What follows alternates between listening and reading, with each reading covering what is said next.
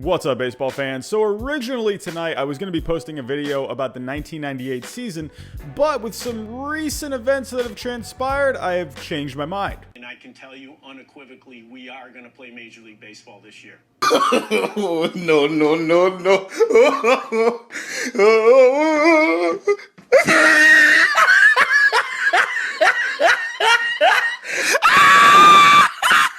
So for tonight's video, I'm going to be going over why Rob Manfred might be the worst sports commissioner of all time, and I'm going to determine if he is a clown. To do that, I'm going to go over the 5 priorities that he said were his most important when he first became commissioner back in 2015. So first up, let's talk about youth outreach and growing the game. The MLB endorsed RBI program, which was established in 1989, that supports promoting the game within inner cities, seems to be still going strong. There's also the program that Rob Manfred himself created, the Play Ball program, which promotes the play of baseball and softball to kids, where they can play either competitively or casually. So far, it's been successful, with casual participation of the game up by 52.8%, according to an article written in August 2019 by Forbes. There was also the inclusion of Players Weekend, which is a weekend in baseball used to promote the game to the youth, where players wear uniforms based on youth sport designs, along with nicknames that kids can relate to. It also allows players to wear custom gear such as cleats, gloves, bats, and so on.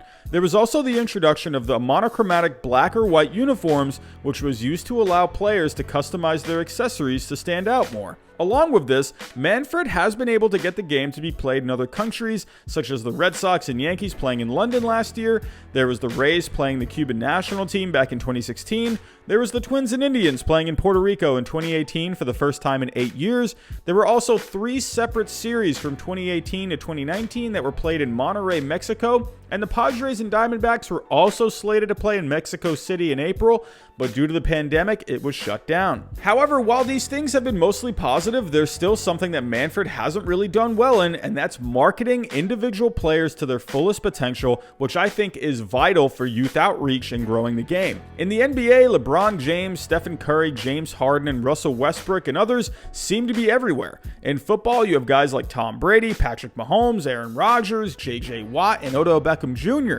Growing up, I remember seeing baseball players everywhere, like on the Got Milk posters or on commercials, or even appearing on TV shows like The Simpsons. Mike Trout is by far the best player in the world, and even with his Nike endorsement, I don't see him anywhere. Bryce Harper, who I think is very marketable, has Gatorade and Under Armour, and while I do see him pop up a little more than Trout, I really don't see him all that much. Why is this? What about guys like Mookie Betts, Cody Bellinger, Christian Yelich, and Garrett Cole? This area needs to be more mainstream so the casual eye sees these players, especially kids.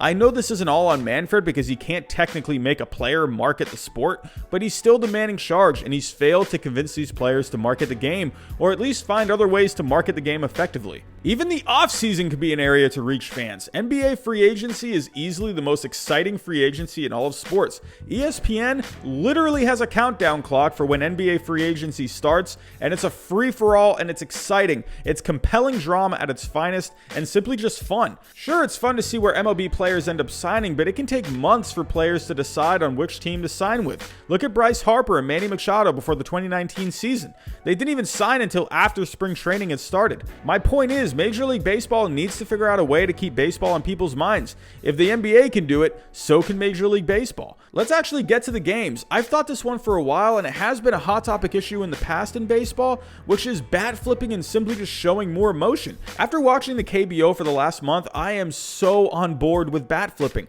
Encourage the bat flips. Encourage the emotion. One thing I remember about the 2019 season was Bryce Harper's walk-off home run. The amount of emotion he showed after hitting that homer and rounding the bases was electric. Kids and fans love this stuff. They love the out of the ordinary. Flip your bats like no tomorrow. Show some flair. Trust me, I teach second graders for a living. They love stuff like that. So overall for this area, while Manfred has done some good with bringing the game to other countries, the RBI program, and the play ball program, he hasn't really marketed his players well enough. So overall, I'm going to give Rob Manfred a C+ in this area. Let's talk about Rob Manfred's next priority, and that was embracing technology.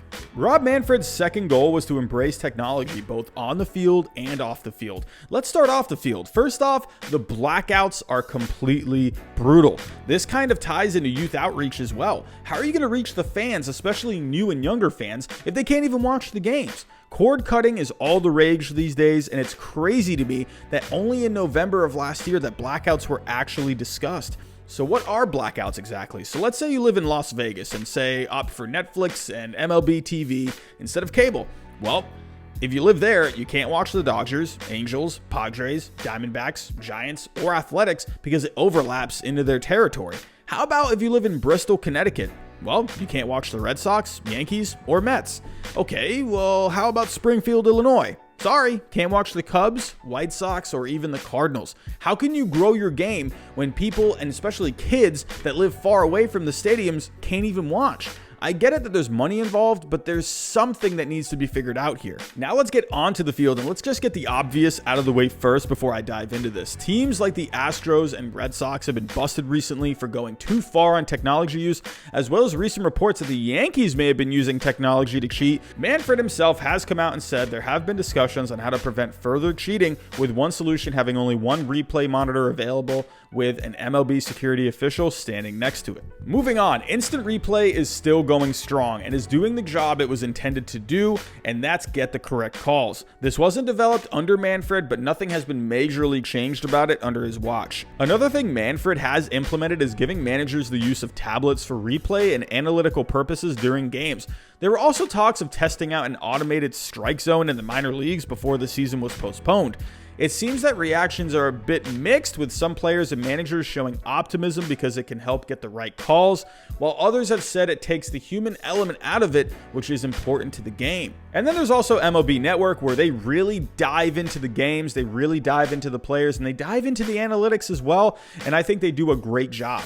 Overall, for the actual implementation of technology, I would give Major League Baseball an A right now, but with the lack of monitoring and poor execution that has led to cheating throughout the league, I'm going to have to drop this to a B. Next up, let's talk about the pace of play. This is where things start to get a little more dicey on Rob Manfred's goals. One of Manfred's biggest goals from the get-go was to speed up the game that saw an average increase of game time from 2.85 hours to 3.13 hours from 2004 to 2014. Very quickly, we started seeing changes like batters not being allowed to leave the batter's box, shown by Clay Buchholz, a pitcher in the American League for the Red Sox at the time, playing against the Phillies in the National League, received a letter for stepping out of the batter's box. There was also the intentional walk becoming automatic, limiting the number of mound visits, length of time between innings, and pitching changes, as well as warm-up times for pitchers.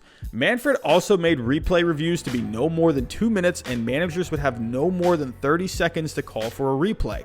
There have also been discussions of implementing pitch clocks in the future. Probably the most controversial implementation, though, was the addition of the 3-batter minimum to reduce the number of pitching changes, which has received mostly negative feedback. While I appreciate the effort and all of the ideas to try and speed up the game, there just seems to be too many ideas and changes to the point where it's grown tiresome to everyone. But most of all, what is the most glaring and kind of hilarious is that even with all of these changes, MLB's game time average was at an all-time high in 2019, averaging 3 hours, 5 minutes, and 35 seconds per game. Overall, while I do appreciate the effort in trying to speed up the game, Manfred has pretty much failed in this area. I'm going to give him a D here. Next up on Rob Manfred's priorities are a more unified business operation. One thing it seems Rob Manfred has done well is overseeing the financial side of Major League Baseball. Major League Baseball has been seeing an increase in revenue each year since the early 2000s, but even under Manfred's watch, it has still been increasing. When Manfred took over in 2015, MLB's revenue that year was $8.3 billion, and in 2019 last year, it went up to $10.3 billion. However, while revenue has been increasing, attendance and fan interest has been steadily dropping each year during Manfred's term. So will these record-breaking revenue numbers be able to sustain? I know this is a weird time to say it since Major League Baseball and TBS just agreed to a huge contract for TBS to keep airing postseason games, but what will happen down the road to one of their major sources of income and TV deals if attendance continues to drop? And then there's also the fallout of how these negotiations between MLB and the Players Association have been playing out recently. Are we going to see more fans tune baseball out? Now let's shift our focus to the front office aspects of Major League Baseball. When Rob Manfred stepped into the role of commissioner back in 2015, Bob Bowman was in charge of business and media. In 2017, though, he eventually stepped down, but actually he was more pushed out due to his inappropriate behavior that included flirting with female employees, berating staff members, partying and heavy drinking outside the workplace, and another instance in which he shoved an executive on the Red Sox. This kind of behavior was said to have been happening for over 10 years, dating back to Bud Selig's term as commissioner. I appreciate that Manfred came to the conclusion that Bowman needed to go, but why in the world was this guy kept in this position in the first place under Manfred? Sure, the guy obviously helped Major League Baseball make a lot of money, but if this type of behavior was happening for years and it continued into Manfred's term, shouldn't have Manfred come to this conclusion a lot sooner than 2 years after Manfred became commissioner? Manfred did make the right call, but it seemed a little bit too late for me. Overall in this area, I'll give Rob Manfred a C+, because while revenues have been increasing, he hasn't really addressed the problem of falling attendance and probably could have addressed the Bob Bowman situation a lot sooner. And for the final priority for Rob Manfred, it was to strengthen player relations.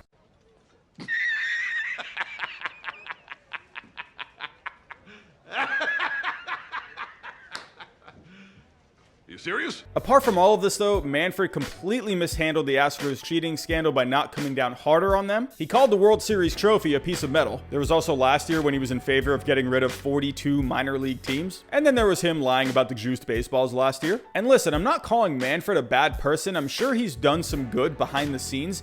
He, to me though, just has not done a good job as commissioner of Major League Baseball. When I look at Rob Manfred's actions, I see a man that seems to just be more focused on money instead of the actual game itself. To me, he doesn't even seem like much of a fan of baseball. So overall, the grade that I'm going to give Rob Manfred so far as Major League Baseball commissioner is a D. So Rob, for some reason, if you are watching this in your nice little silk pajamas while giggling about everything going on, you, sir, are a clown. But that's just my opinion. Tell me what you think down below in the comments. That's all I got for right now. Thanks for watching. Have a good day.